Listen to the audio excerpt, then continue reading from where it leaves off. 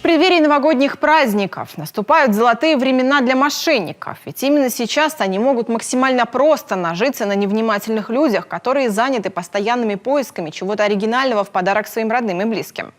Какие схемы обмана используют аферисты, в рубрике «Полиция сообщает», расскажет представитель МВД Вера Железцова. Ежегодно мошенники рассылают спам, вирусные и фишинговые письма под видом новогодних поздравлений. Но стоит открыть ссылку, как смартфон или компьютер проникает вредоносный вирус, который помогает аферистам похитить сбережения. Впрочем, это лишь один из многих видов предновогодних мошенничеств. Что может быть важнее в Новый год, чем зеленая красавица? Житель Прилузского района заказал искусственную елку в одной из групп известной социальной сети. Покупатель сделал заказ, перевел на указанные реквизиты 3700 рублей и стал ждать посылку.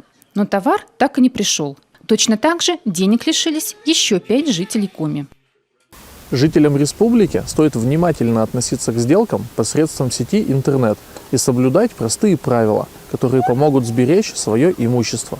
При приобретении товаров не стоит осуществлять предоплату и переводить свои деньги на расчетные счета или счета мобильных телефонов неизвестных лиц. Оплачивать товар нужно только после получения и личного осмотра. Сыктывкарская пенсионерка состояла в одной из групп для пожилых людей. Там они обсуждали, как отметить новогодний праздник. В комментариях неизвестная девушка оставила сообщение с предложением весело провести Новый год. Женщина позвонила организатору и обо всем договорилась. Но поскольку оплачивать услуги онлайн она не умела, попросила тамаду помочь ей. В итоге пришлось сообщить случайной знакомой полные реквизиты своих банковских карт. Доверчивая пенсионерка сообщила незнакомцам всю необходимую информацию. Таким образом, с 2 ее банковских карт было похищено 12 тысяч рублей. Поэтому никому и никогда не сообщайте данные своих карт.